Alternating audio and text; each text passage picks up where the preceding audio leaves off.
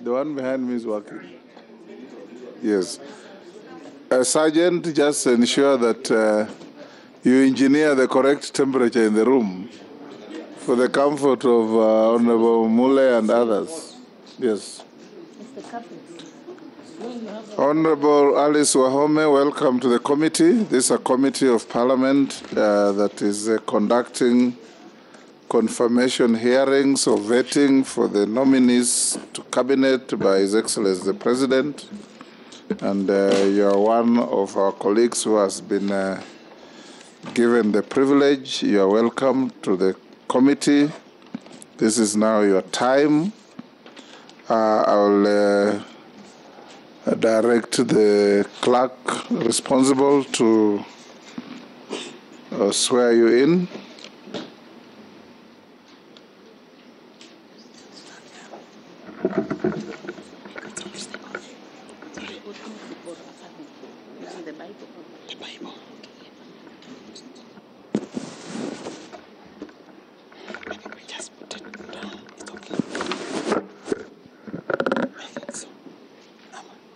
And affirm you can take the Bible or the Quran as the case may be. Yeah, thank you, Mr. Speaker, the chairman to the committee. I, Alice Muthoni Wahome, do hereby swear to testify on all matters in question and tell this committee... Alice, when you swear, you raise the Bible with your right hand. All right. I, Alice Muthoni Wahome, do swear to testify on all matters in question and tell this committee the truth, the whole truth, and nothing but the truth. So help me God.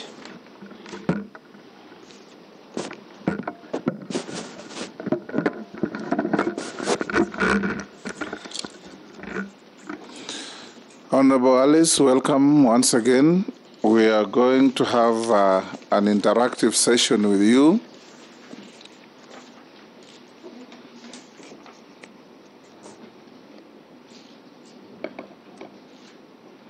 Where members of this committee, as you are aware, we are set up under the Act to conduct hearings and find your suitability or otherwise in taking up the position that the President has offered you.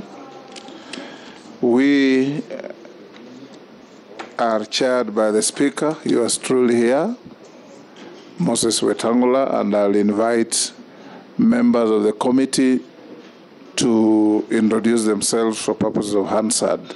I know that your colleagues, you know them, but the Hansard requirement needs that they introduce themselves, starting with the Deputy Speaker.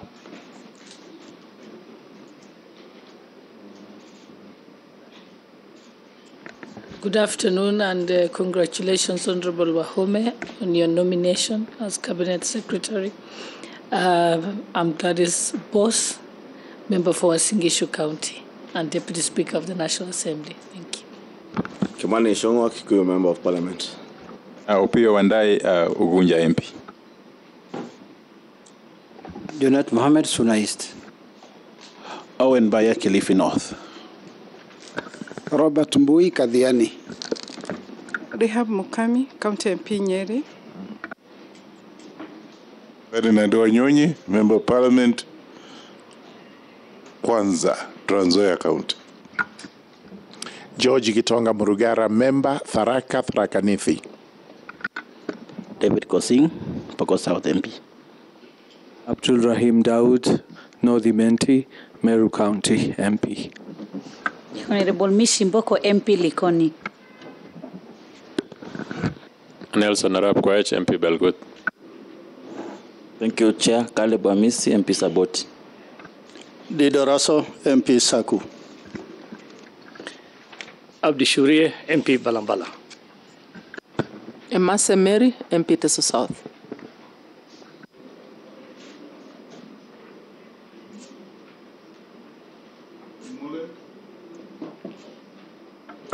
Stephen Mule, MP Matungulu.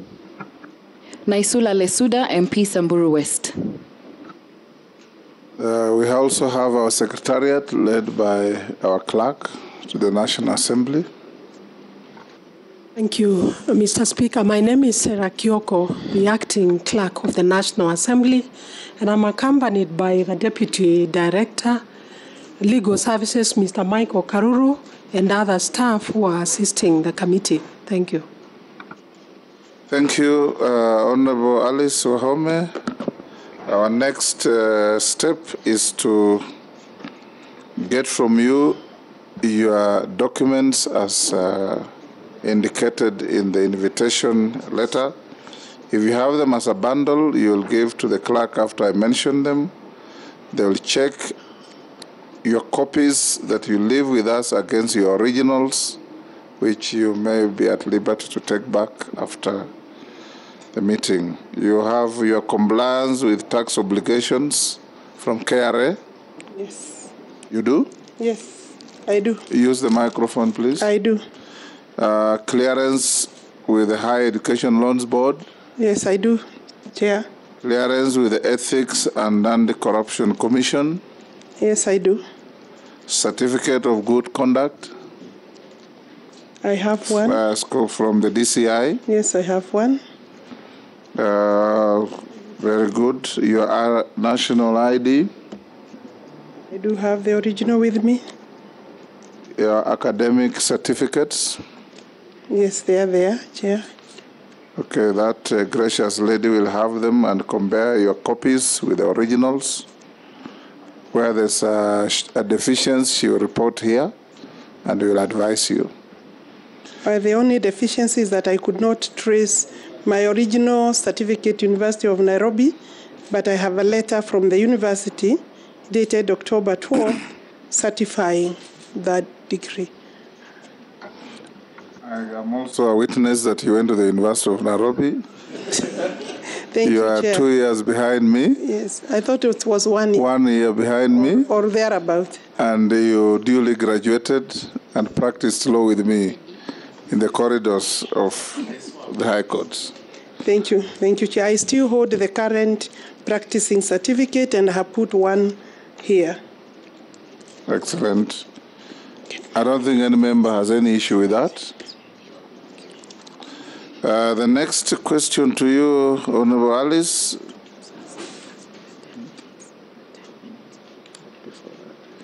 Are you a dual citizen of any country apart from being a Kenyan citizen? I'm a Kenyan citizen, no other citizenship. Mm-hmm.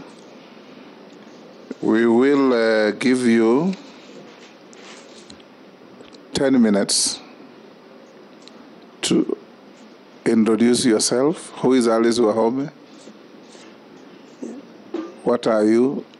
What do you want from this committee? Under 10 minutes, the better. Yes. Thereafter, I'll ask you 1 or 2 other questions. Then we'll open it to the plenary. Thank you. Thank you, Chair. Mr. Speaker, sir. I am still a member of Parliament as I appear before this committee, so I recognize you, Mr. Speaker, and the Deputy Speaker, the honorable members of the committee. My full names are Alice Muthoni Wahome. I am a daughter of a peasant, small-scale coffee farmer. My father died at age 100 years, and I hope I can reach that age, Mr. Speaker. Chairman, to this committee, I was born in a village called Muruka. I went to primary school just next door my home, which was a kilometer away, Karumu Primary School, with other boys and girls in the village. I walked to school. I came back to school, went without lunch when there was no lunch, and I finished my primary school there.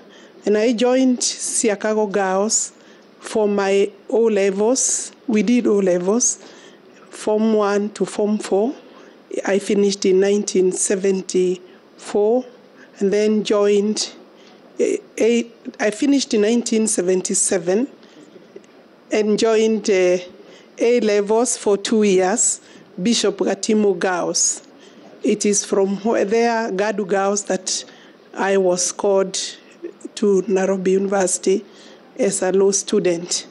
And I did my 3 years.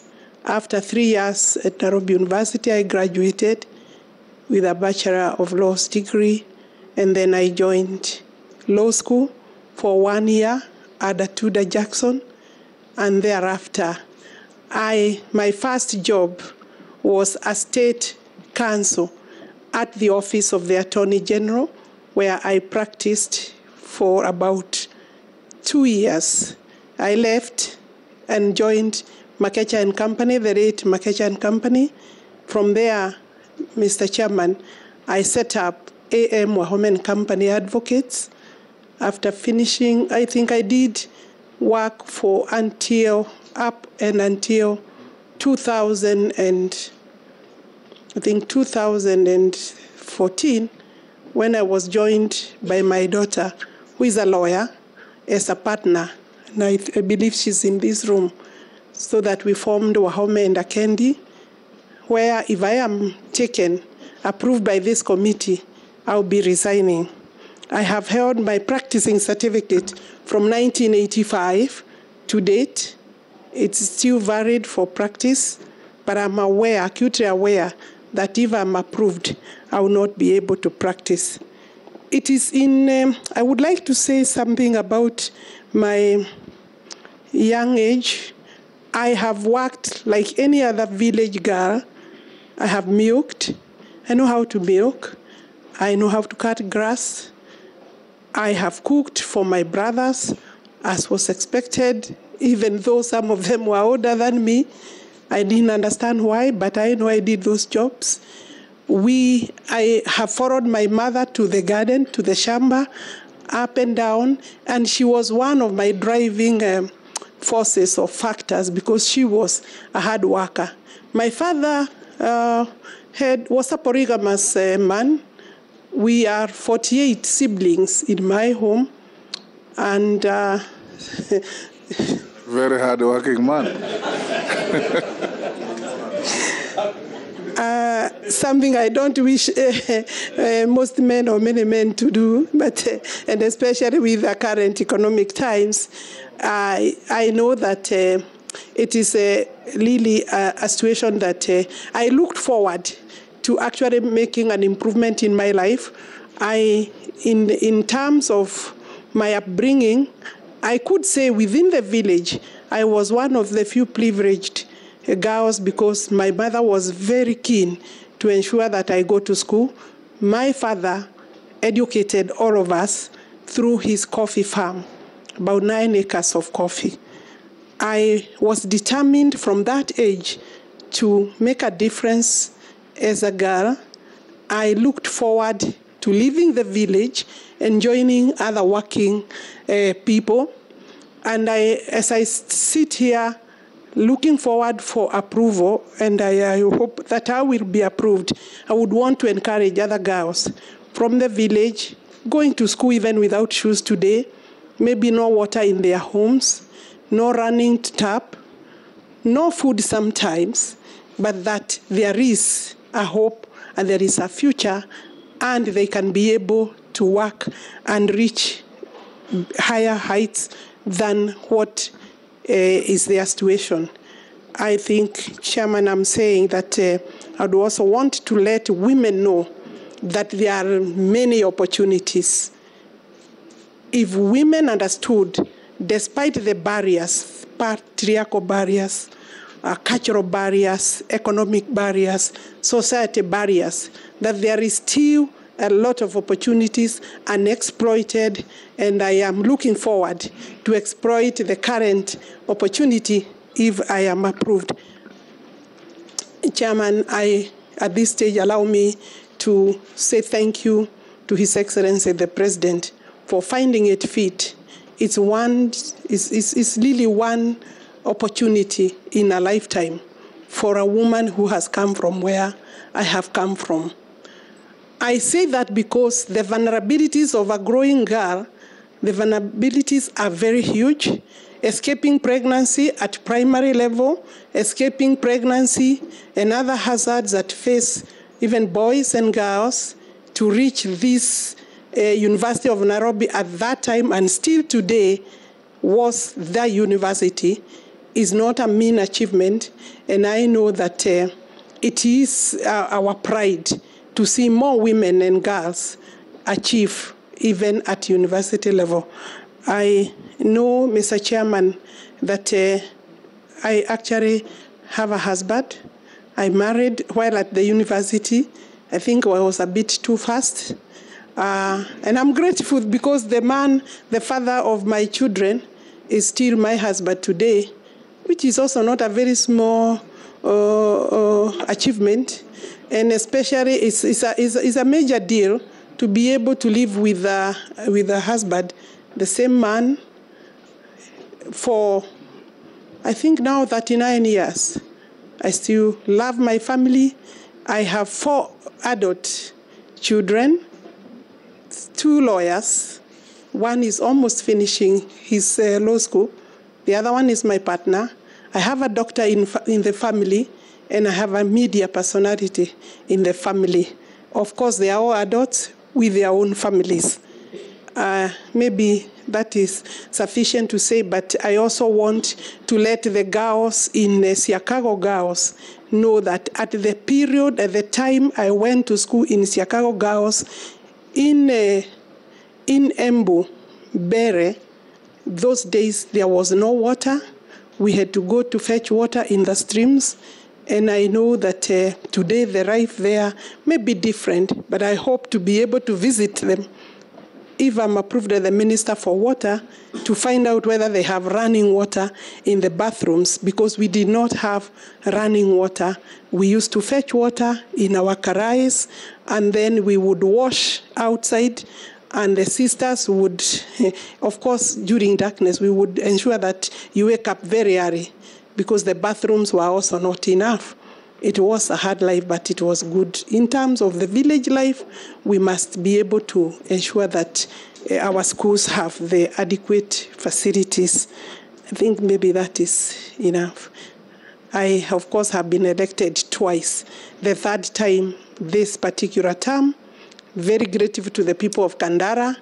It is also a very unique achievement for a woman in a patriarchal society to be elected as a member of parliament for 3 terms. There are mixed feelings for Kandara people.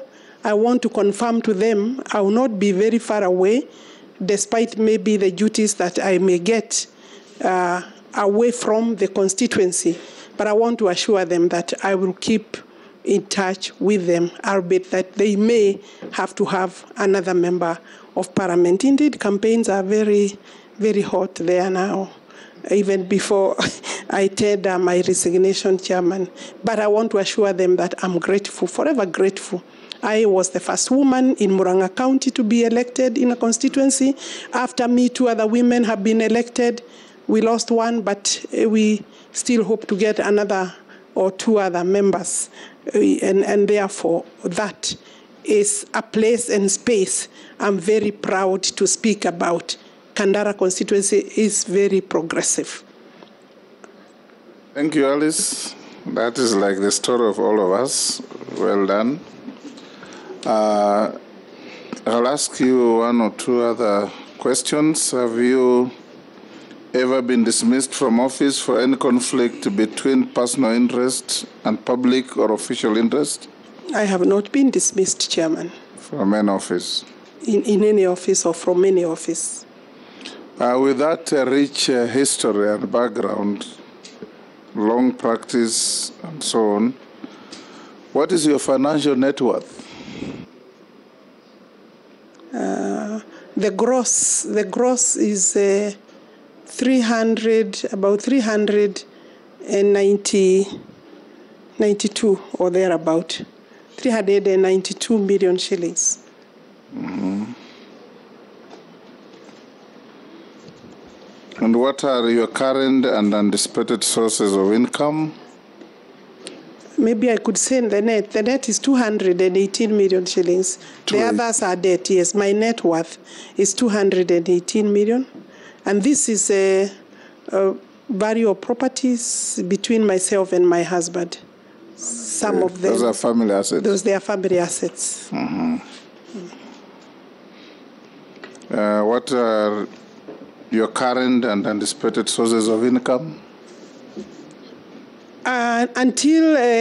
Until September, I have earned a salary from Parliament, and I have been in and off practicing a bit very, very low, low key, because of course as a member of Parliament you have very little time in your hands. I get about an allowance, fuel allowance of about 100,000 from my farm, and I also, from these properties, some of them are in my name, I get about 500,000 shillings a month. At the moment, they do not have tenants since COVID, and therefore I have no income coming from that end. I'm relying on the little 100,000 and my salary from MP, of course, yes. Great. Now I will open up to the members to ask you questions on your docket. And the structure of our engagement is robust but respectful. We encourage you, being a veteran parliamentarian, that all questions are through the chair, all answers are through the chair. Resist any attempt to engage directly with any member of the committee, because that will not be helpful. I'll now give the first opportunity to the majority leader.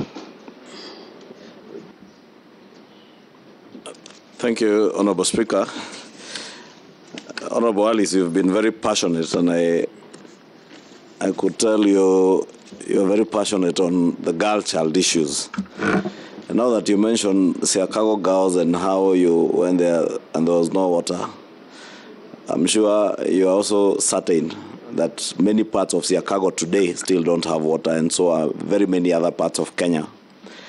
His Excellency the President, in his address to the nation, to Parliament, did indicate that there are plans by the ministry, and I know you are here to report to the ministry, but I would really want to hear your thoughts on the question of the water purchase agreements under the PPP model. And being a lawyer, I'm certain you would be able to interrogate such agreements. But of concern to me would be the cost. Because as you have said, water is critical, water is life. And if that commodity becomes very costly, either to government or to the people, then it also becomes out of reach. What measures do you plan to institute in case you are approved to ensure these water purchase agreements don't end up in PPP arrangements that are extremely expensive, either to the exchequer or the end product being very expensive to the ordinary Kenyan who is yet to access water? Yes. One first. Doing 4 batches, one day. Yes, thank you, Chair. Honorable Wahome, some Kenyans have accused you of having a volatile temperament, in other words, of having a short fuse, that you lose your temper so quickly. Okay. Some Kenyans accuse you of that. They may be wrong or they may be right. A case in point is the issue of 27th October 2017, when you were captured on camera, roughing up and assaulting an IBC official by the name Martin Malonza over some disagreement on the filling of some forms, electoral forms, at Ngalaria Girls High School in Kandara. I'm sure you'll recall that incident. From where you sit, how would you take this act, considering the requirements, the stringent requirements of Chapter 6 of the Constitution, and especially Article 73, Sub-Article 1, which provides that authority assigned to a state officer and by then you were a state officer, because you were an MP, that authority assigned to a state officer is a public trust to be exercised in a manner that, among other things, demonstrates respect for the people and brings honor to the nation and dignity to the office. 2, there is a matter, that is the succession course number 527 of 1981, if you may remember, where Ms. Alice Muthoni Wahome, I'm not sure if it is you, will confirm, together with other 3 advocates, were accused of misappropriating Kenya shillings 284 million, money that came from the estate of Mbiu Koinange. And this is captured in the judgment that was delivered by Justice Agri Muchelule, then judge of the High Court, on the 7th May 2020. What do you have to say about this matter? And how does it place you within the context of the Constitution of Kenya 2010, and particularly Chapter 6 of the Constitution, as you plead with us to approve your nomination to this very high office? Thank you. I'll give to the Deputy Speaker. Again, Honorable Wahome, congratulations. As a woman, I'm immensely proud of your getting this far. As you know, said the same to any man. Yes. With a light touch. She has Possibly not practicing said the same to any man. Yeah, it's called positive discrimination. I see that part of your docket will deal with the sanitation. And as you know, 73% of the plastic waste generated in Kenya remains uncollected and unrecycled, which is something that can produce energy for the cities around Nairobi. How do you plan to make a change to this tide and ensure that recycling and proper sanitation does, in fact, become a thing of the order of the day? Thank you. Yes, Junet. Thank you, Mr. Chair, Speaker, Chair. Chair, I wanted to ask the nominee that the docket that she has been nominated for is a docket that requires its services all over the country. Water is essential and water is required all over the country. So I wanted to ask her, to ask the nominee, how well does she know Kenya outside Kandara and outside Siakago Girls High School? What is her grasp of the country? Does she know outside Kandara how the country looks like? The second question I wanted to ask, and my last one, is there is a matter that came up in 2016, I think I was in Parliament, when Justice Philomena Mwilu was being vetted. And the nominee raised an issue and said that she had taken a bribe of 3 million shillings on a matter that she has filed in court. And she even wrote a letter to the EACC claiming that she's ready to present a proof. What is her position on that matter? Does she still stand on those grounds that that matter was and it is as she said at that moment in time? Thank you, Mr. Chair. You may answer those 4 before we get another batch of 4. Thank you. I will start chronologically the way they came. Yes. Kimani Ichung'wa. You want to know how we shall deal with the hire purchase agreements for purposes of ensuring that we come up with, infrastructure. How shall that anchor or sit with the consumers and maybe the water development agencies? The cost aspect of that, how shall we regulate?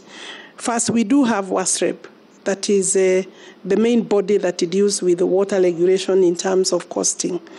But if you recall that on the State of the Nation address, the President indicated that he would be willing to commit the country to the tune of 500 billion for water resources development.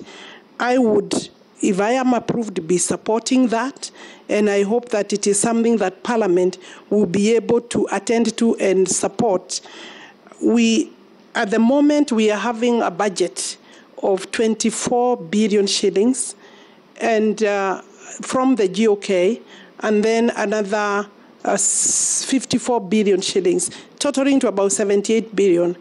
The money that we have, the 54 is from partners, World Bank, IMF, African Development Bank. So if we are going to raise 500 billion shillings between now and Vision 2030, we will need to partner with the private developers. The concern of Kenyans is understandable because they are wondering, are we selling a basic right or leaving it to the exploitation of commercial or private individuals or companies? The purchase agreement, water purchase agreement, will be able, in my view, working with the Office of the Attorney General, stakeholders, the public in public participation, be able to come up with the proper frameworks that will ensure that Kenyans are not exposed. Currently, when the government develops water, when the ministry engages the water development works agencies, then they are, of course, the water service providers. The regulation in place, the strategy and policy in place ensures that the element of cost is under control, regulated, and I know there are cases where it may not be properly regulated, and that is a part of the reforms that we are working on. For me, it is possible. We must not see public-private partnerships as commercializing the water. We must see that as a need to develop the infrastructure, the way you would invest on a highway, on a road, and then engage the agency for purposes of then ensuring water is distributed to the consumer at a controlled and regulated space and pace. And I think I have answered that question. I'm a practicing advocate. I've held my certificate since 1985. To date, I have a practicing certificate.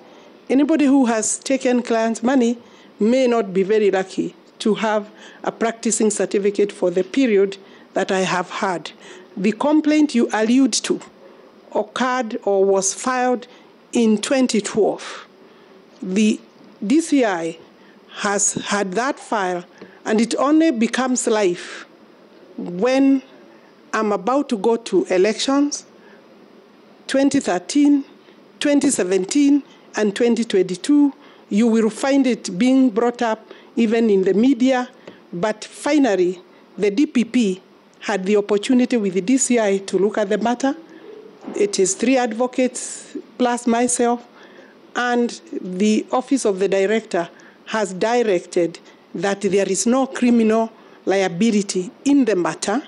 I don't want to go into deeper details, but any advocate who is handling an estate matter or estate funds has a duty and responsibility to file an statement of account in court. What the court or the complainant would do is to demand for an account, because we did account for all the monies that we received, and I do not owe, neither do my colleagues, the other 3 colleagues, including the late Munari. I believe that is the answer. We have not been prosecuted, we have not been charged, and I do not see any charge coming because it was pure malice or a party that did not want to pay fees. Let me remind you that an advocate has a lien over any money that they hold. They are entitled to charge their fees directly and render an account to the client. If a client is not satisfied, they can ask the court to look at the bill, do taxation, meaning the bill will be assessed by a deputy registrar on behalf of the parties. And if they need further recourse, the Law Society has a complaints commission. That matter has never gone to the complaints commission. I believe it was vendetta, if maybe not by the client, but advocates that felt maybe it was a good brief and they could take over from us. Let me go to the question of, I think you had another. You were asking in terms of public trust. Mm-hmm. I believe I will be able to hold the office with honor. I have not been taken to any court of law, and even assuming I was taken to a court of law, maybe there would be dishonor if I'm found guilty. Assault, allegations of assault in the 2017 elections, I want to say that that matter was also investigated. No return was made in terms of any charges. I have not been charged. There was an altercation. I do not recall. You would not say what happened was assault against the returning officer. We had a tussle. It's regrettable, I would say so, but we had a tussle. The background of that was an issue of accounting in terms of votes given wrongly, posted wrongly. We had a returning officer who did not want to answer. It did not need to end where it ended. And that is something I'm sure even himself, myself, we regret. We could have solved it a little better and tidier.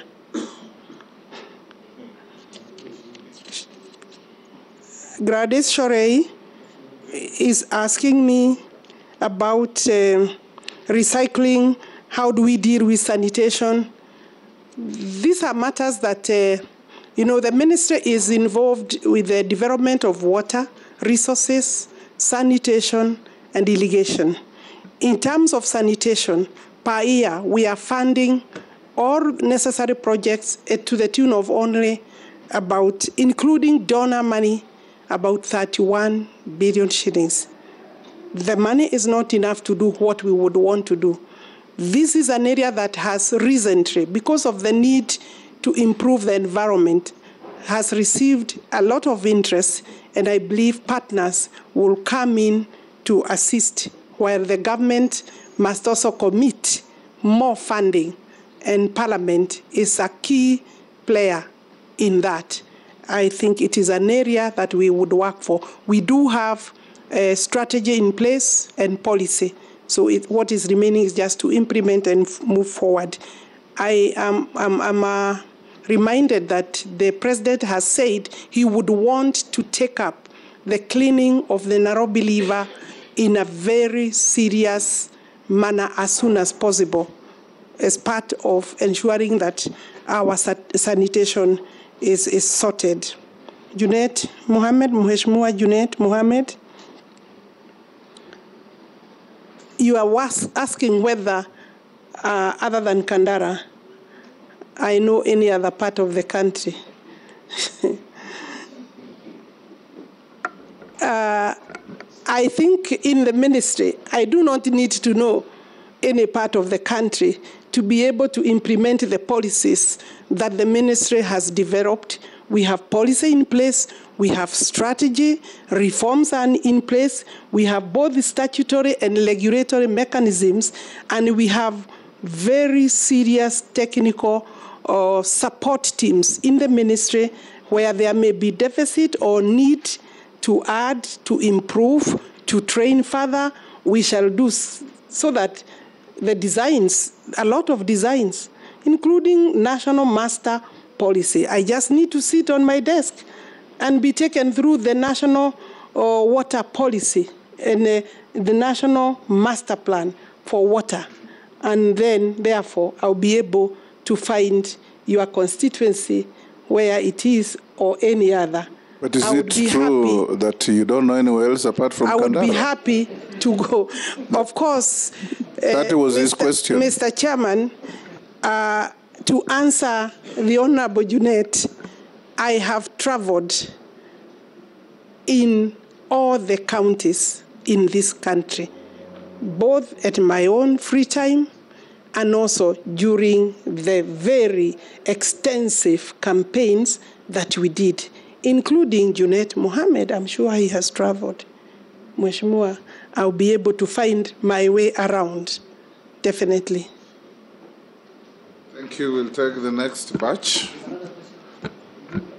Hey, Junet says you have not answered his other question. Which? There? If I'm allowed, Chairman, I would like to leave that question because the Honorable Judge is now serving as a deputy CJ in the country. I had raised the matter before Justice and Legal Affairs Committee before she was vetted. She was vetted and went through the process of vetting. There is no need, if I'm allowed, by the owner of the question and the Speaker, Chair, sir, not to answer any further or deal with the matter. Preclude us from discussing judges at that level without substantive motions. You're right. Much obliged. I'll take the next batch of 4. The Honorable Owen Baya, the Honorable, wow. The Honorable Murugara, the Honorable Amisi and Naisula. You will have this next round.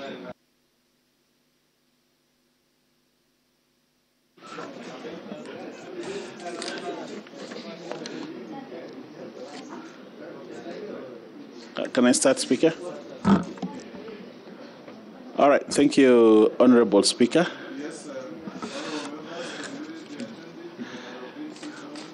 Okay. Thank you very much, Honorable Speaker, and to Honorable Alice Wahome, our nominee for water, sanitation, and irrigation. There is a clear relationship, or actually a correlation, between lack of water and poverty. In the Africa Water Vision by 2025, that is, Africa should at least have water by 2025 everywhere, potable water by 2025, which is just 3 years from now. If you look at that document, it examines this relationship very clearly and puts African states on their toes to ensure that water. Looking at Kenya the way it is, I think we are very far away from achieving that. My question to you, Honorable Alice, is as CS of Water and Sanitation and Irrigation, how will you reconfigure this country to achieve this vision by 2025?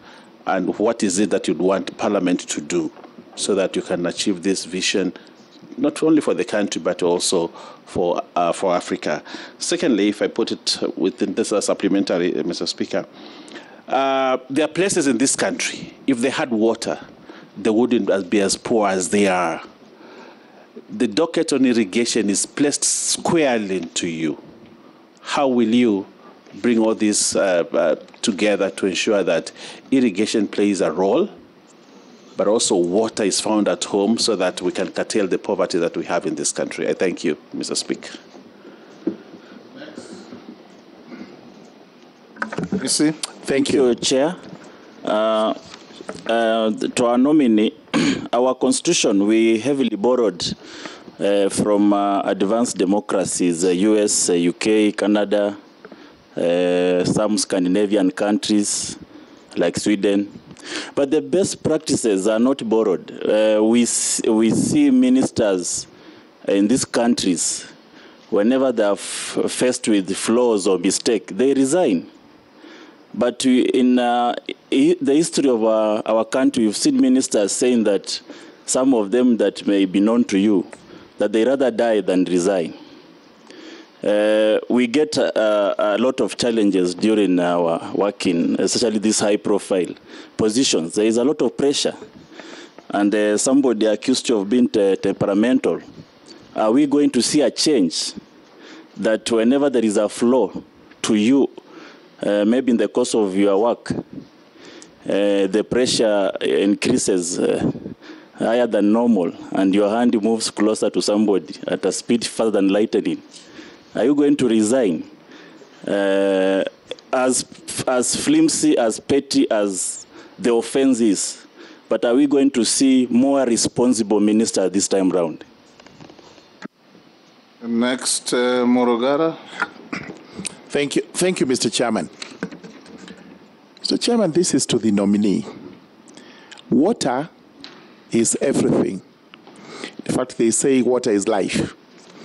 And especially to poor rural folks in the poor areas of the country, the arid and semi-arid areas, which include my constituency, Tharaka Nithi County, the eastern region, Ukambani, the northeastern region, and the northern parts of Kenya. We are now experiencing a drought. There is a hue and a cry in the country, not just on the part of food, but on the part of water, such that it has become a way of life that every 3-4 years there is a drought, and the cycle is repeated whereby we have no food, our livestock die, and the rivers that traverse those areas actually dry up. My question is, as a measure of extreme urgency, dharura, what plans do you have to ensure that this problem in the rural areas, in the dry areas, semi-arid areas of the country, this problem is ameliorated such that it is not going to be a cycle. It may be a one-off, but not a cycle that is repeated every 3-4 years to the detriment of the citizens who live in those areas. Thank you, Chair. To Honorable Alice, and I would really advise and recommend that you really visit every part of this country when you're in that docket, so that you can actually feel the whole issue of water and how some parts of this country, people are really suffering. And so I do empathize with Kenyans in various parts of the country that have not had a drop of rain for 2 years now, and there has been no water for domestic and animal use. The case of human suffering is in the increase, while loss of livelihood continue to characterize life in the arid and semi-arid areas. And this is a matter of now, urgent. What urgent interventions and reforms will you put in place as a cushion to the devastating drought situation to see to it that households and school-going children have water? Excellent. Next. Who was the... Oh, we've done the 4. Yes, Alice? You can answer those 4. Then we take another batch. The first question was regarding my temperament, whether I will resign, or maybe he means whether I will fight with people I'm not happy with in terms of the way they are working. I'm not exactly a young person.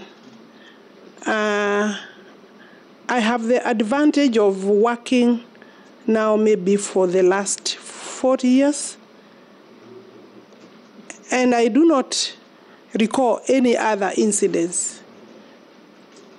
You will also maybe want to know, and I want to put it on record, that I have been a politician for 20 years. Although I have served 2 terms and this now 3rd term, and I have not been involved in any other fight, altercation, except this that you seem to pick, honorable members. And I'm sure there are cases that can be very bad. I do not think I am a violent person. I am able to manage my tempers. Honorable Chairperson, Honorable Chair, I'm able to manage my tempers. Alice. Yes. The David speak. I have a slight interjection just to my colleagues, and I'm requesting the help of the chairperson. that we do, it would be nice not to have the questions being subjective, because when the question is asked in a manner that is subjective and amounts to casting aspersions and passing judgment without giving the candidate an opportunity to elaborate, then it doesn't look good. I think you can phrase your question, Honorable Amisi, to say, could you elaborate on the following incidences with a view of assuring the panel that you have the requisite integrity standards? That's a better way of asking. And I know this because I haven't seen that line of questioning with any of the other candidates. Chair, maybe to make it even clearer. I'm not opening any debate. I believe I have answered. With your permission, Chair, I was going to move to the question of Honorable Murugara. I said I am able to manage my temper. Honorable Murugara wants to know. I'll come to your question, Honorable Baya. Honorable Murugara is asking a question related to climate change. The question of climate change is a big subject, locally and internationally. It is true we have water, seasons of water, periods of a lot of rainwater, and the next time, maybe after 5 years, drought, serious drought or moderate drought. Indeed, when I was going through notes and seeking information in this area, I was made to understand that every 30 years or so, we normally get very severe drought, then followed by El Nino type of floods.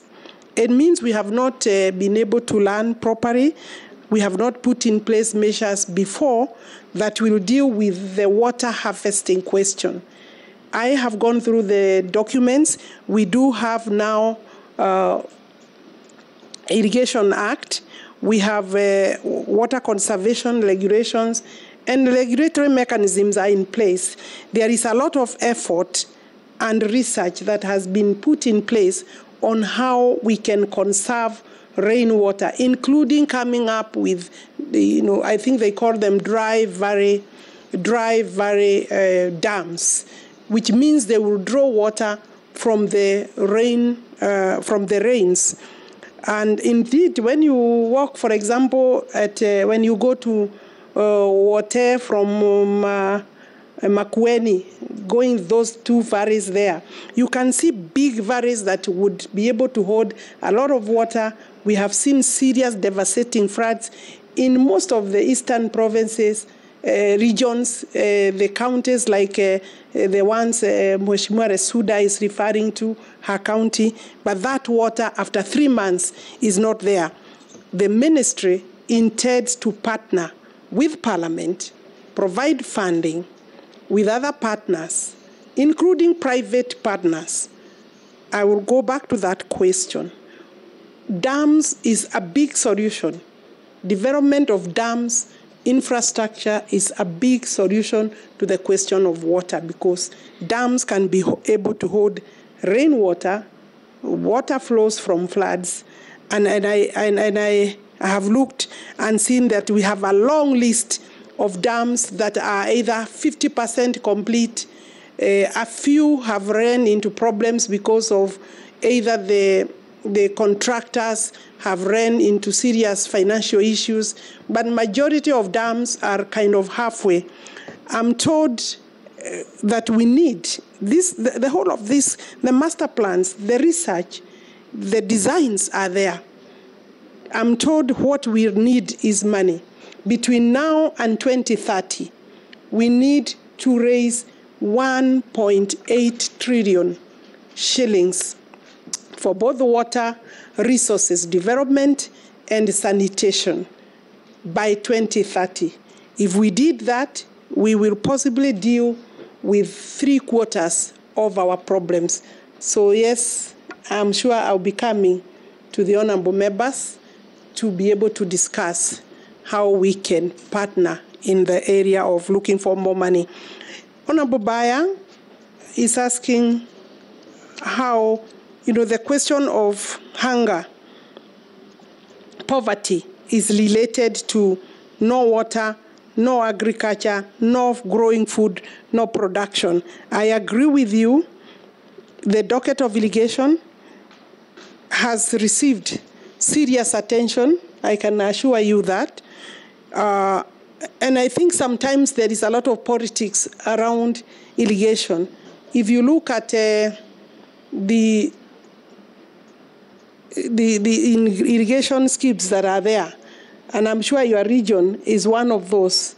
The Gurana irrigation scheme, is about 95%. 5,000 acres of irrigation is now more or less complete, remaining another 5,000. The total is 10,000. And you remember the beginning was really visited with a lot of politics, but now it's underway to completion. So I want to think that for food security, to be able to be water secure, have food security, we need to irrigate. Again, we need to irrigate about 3.5 million acres. Currently, we have covered only about 800,000 acres, slightly less than 800,000 acres. So yes, by the time we reach 3.5 million acres, I think we shall be stable. But by 2030, the target, the question you asked me, by 2030, we are required to raise enough money to be able to irrigate about 1.2 million acres, between 1 million, 1.3 acres. That way we will be able to possibly talk about food security. Thank you. The SUDA visit, I should make sure I visit the entire country. That's a good invitation. How can I resist that one?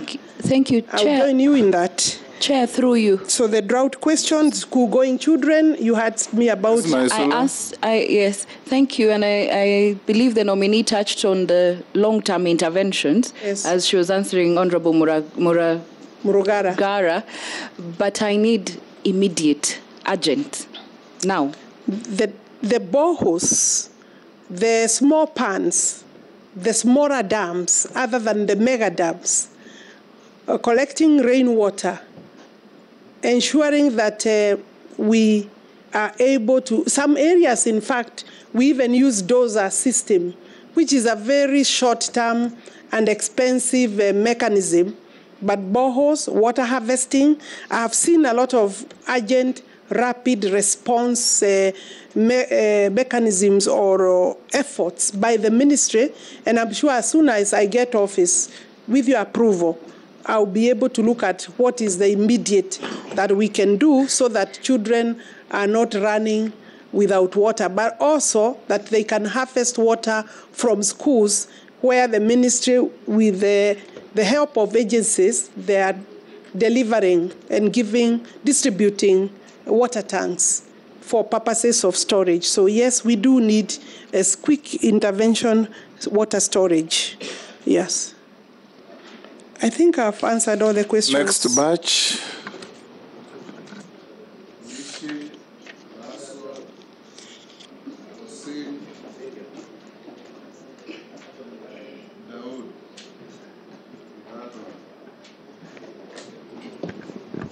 Thank you, Chair.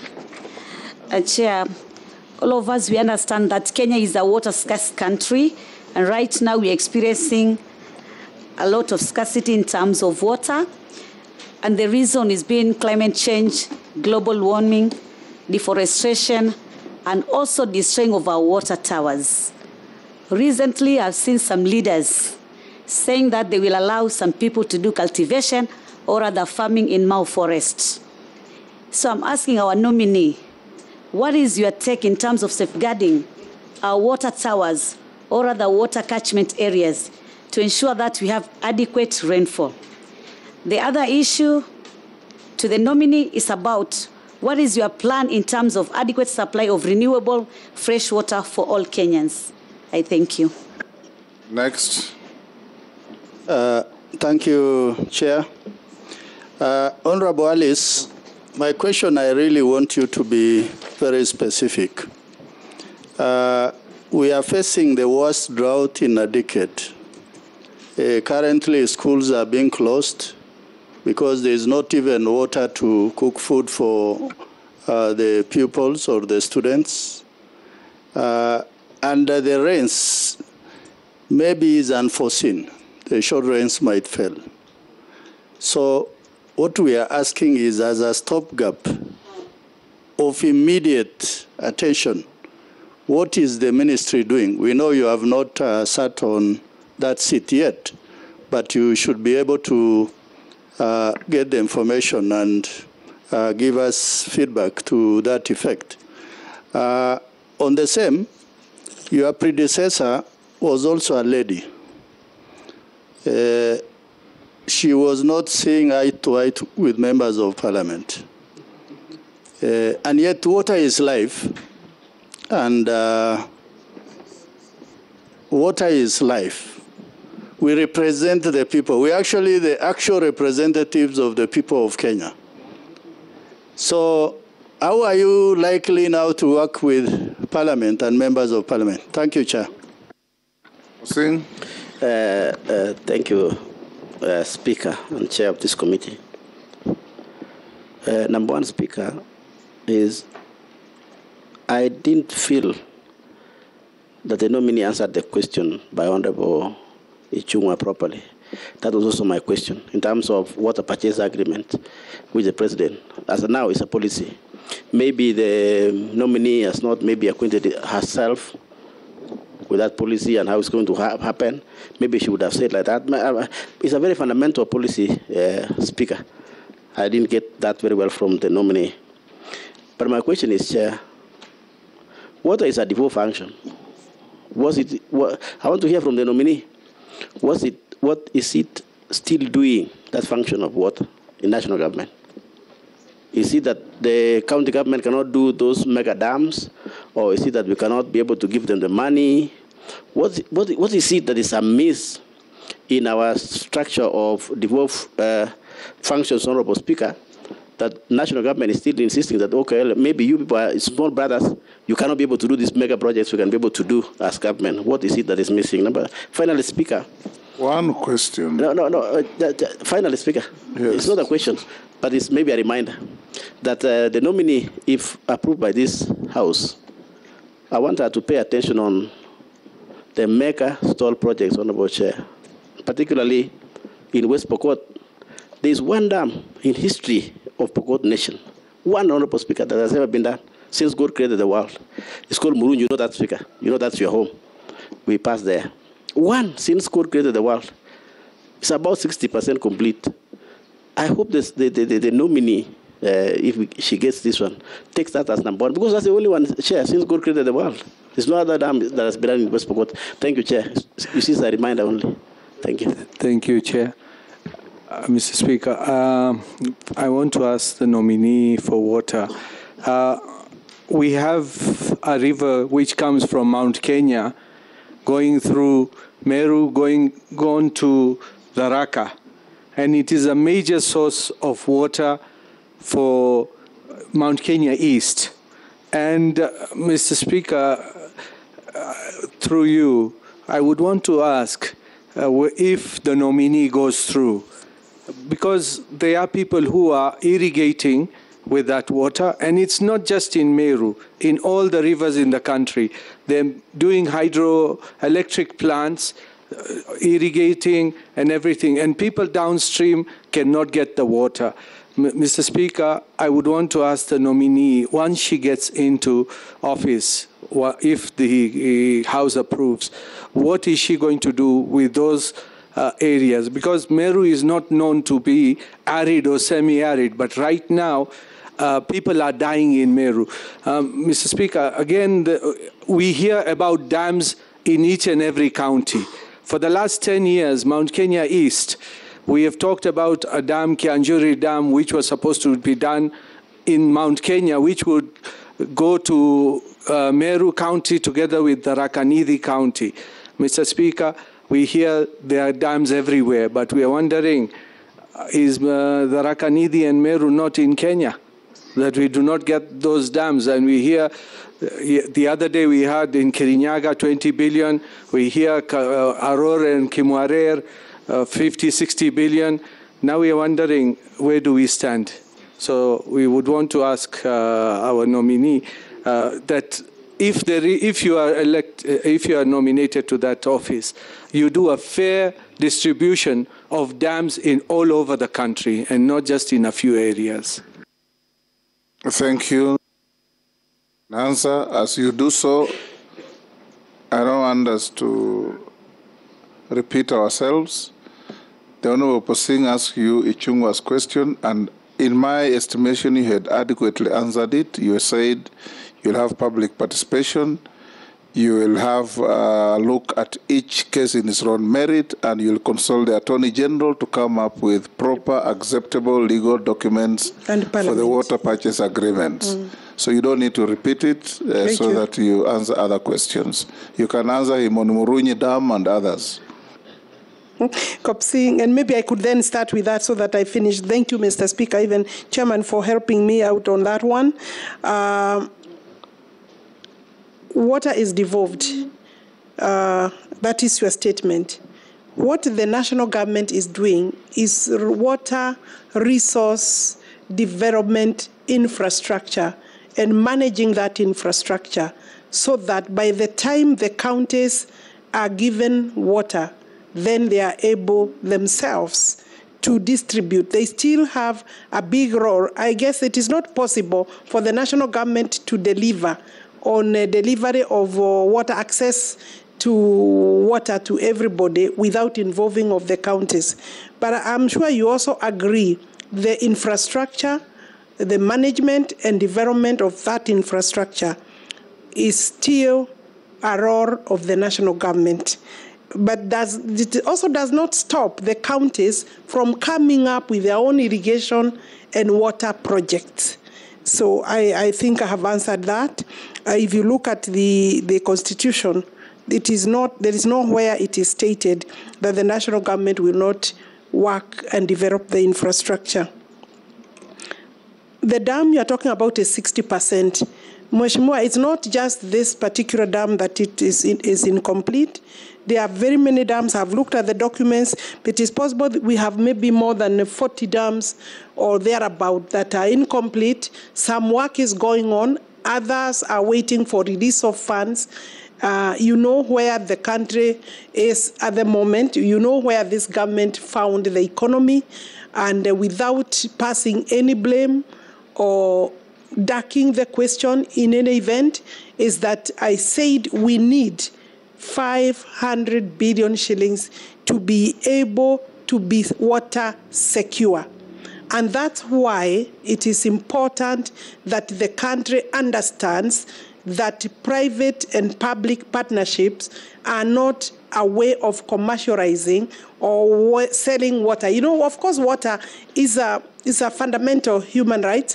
It's a basic right secured under Article 43, and therefore, if we do not also provide, then it means the responsibility by the national government is not yet discharged. So I want to assure you that we will look at this dam, if I'm approved, not just this dam or incomplete projects. The president has pronounced himself very clearly that he would want to move from the projects that are ongoing first to be able to complete those, allow funding of those before we can start as a government on new projects. So Mheshimiwa Honorable Daiwu may be one of the people who will be waiting so that we can first complete the incomplete projects. But I believe every county needs to be able to get these services.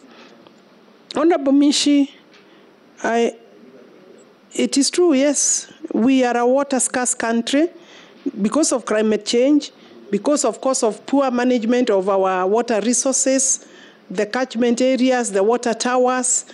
Parliament, the Ministry of Environment, Ministry of Water, all partners, stakeholders need to work together to restore the water towers, the catchment areas, and it is not possible to say that the minister will do that alone, including the fact that if there are people irrigating along rivers, you did not say which river, but maybe you can pass that over to me, yes. But I think the Ministry of Environment has a bigger role in this, but also the public has even a bigger responsibility not to destroy.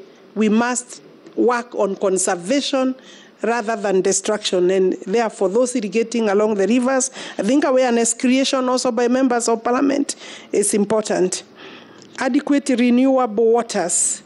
I suppose in terms of conservation, restoring waters, maybe water wastage, of course, desalination, all these are methods of coming up with innovative ways of having more water. And I think I have seen policy documents and strategy documents. Indeed, there is a lot of reforms in this ministry. The documents are complete. What is remaining is implementation.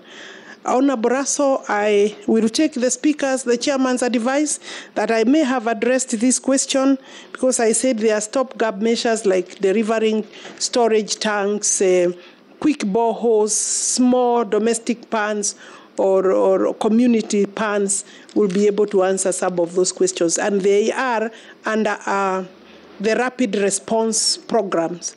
And there are those particular programs that are funded to respond to the situation as it is. I believe, Chairman, I was told about predecessor Sisri Karaoke. How will I work or partner with members of parliament? Will I be accessible? Yes, I will be accessible. I'm a member of parliament. I believe I may have a better understanding of the demands and the pressure on members of parliament. I may not have an answer for you even when you visit, but I may be able to hear you. Thank you. We take the last batch, Ferdinand Emase Mule. And, sorry, you are slightly behind me.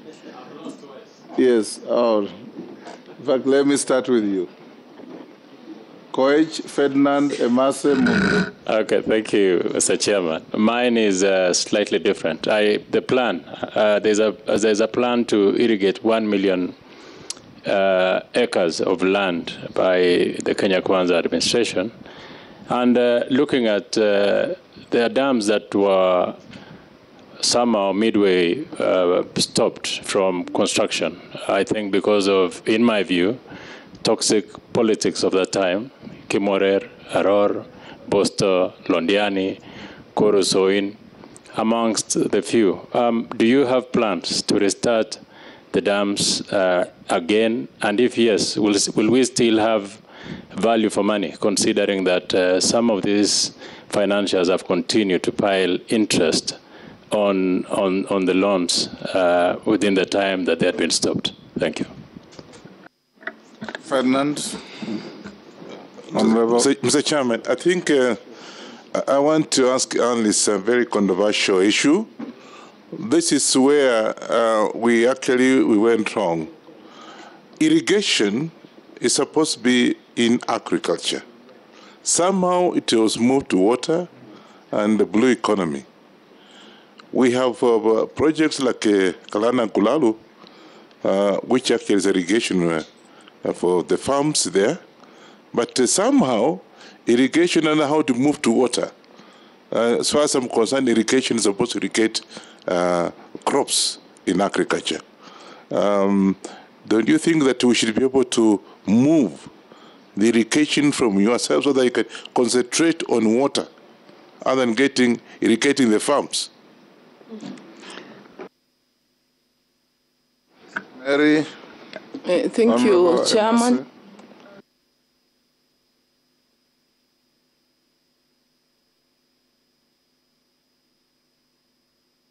Sorry.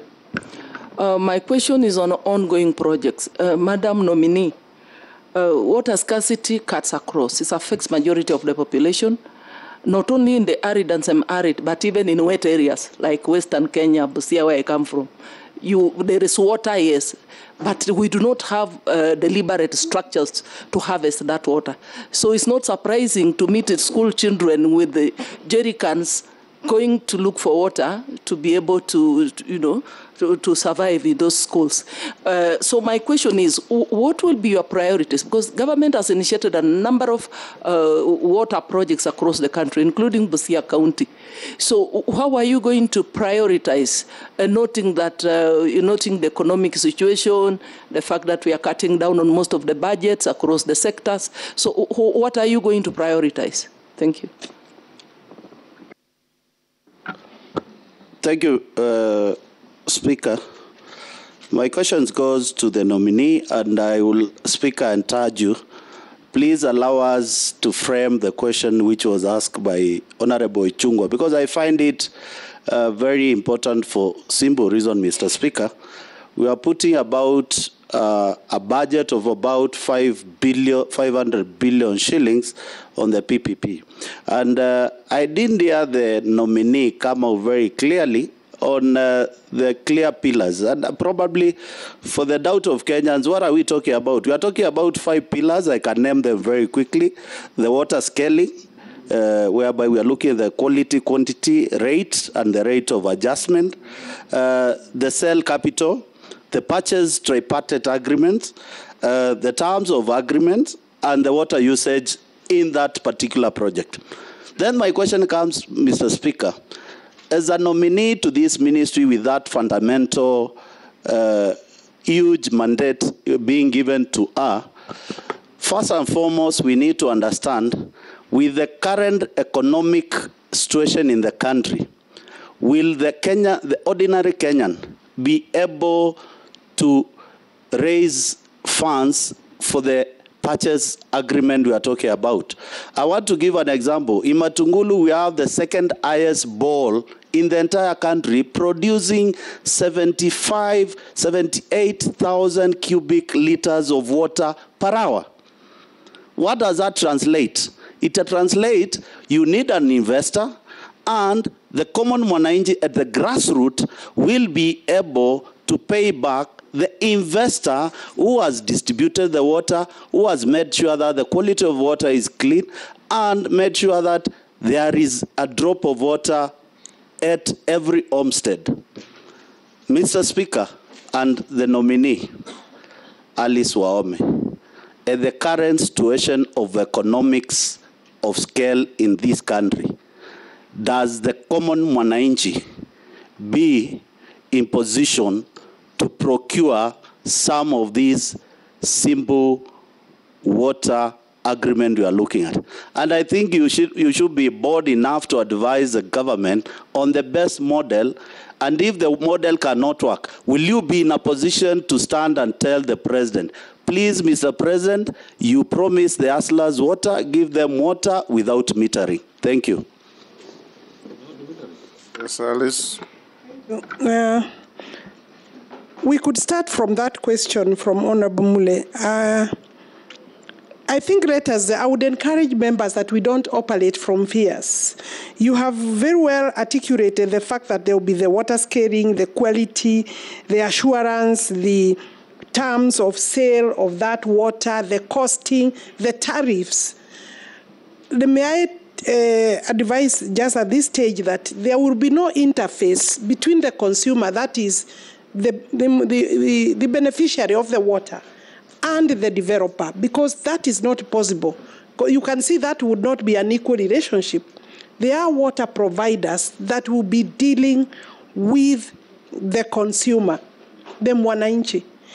The developer will be dealing with the government at government level and the development agency level. That is, for example, at the water, NIB or NIA now, at that level, the agreements will be exchanged, monies provided for, develop the water resource, hand over to the agency. Then the agency will be able to know, because we have water companies that even today, water is really actually a trading commodity. The water you are using in your house, even in this parliament, is for sale. We buy water. What is important is how how the instruments for control and regulation of tariffs is done. And if there are challenges there, it is an area that Parliament through delegated registration committee will be able to address.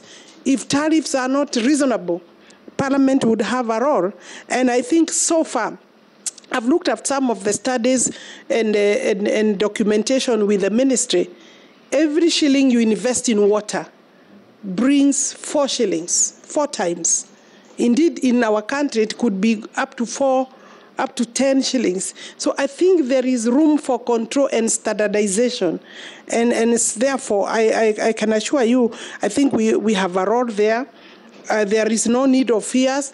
I do not see a situation where, and if you listened to the president himself, he said that the agreements will be first proposed by the relevant by Treasury and then come to the ministry. And I think it will obviously be a joint effort. We will look at those documents together. There will be public participation.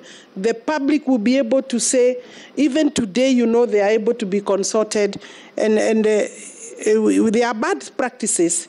And unfortunately, actually, there is also a lot of theft. Chairman, there is a lot of theft of water. Some of the challenges is that non-revenue water, that is now about 40% of all the water that we develop and we have. So if we lose 40% to theft and leakages, that's some of the things that we are supposed to be doing so that we can increase our volumes or our water resource. Miriam Massa is talking about stored projects. I did say earlier there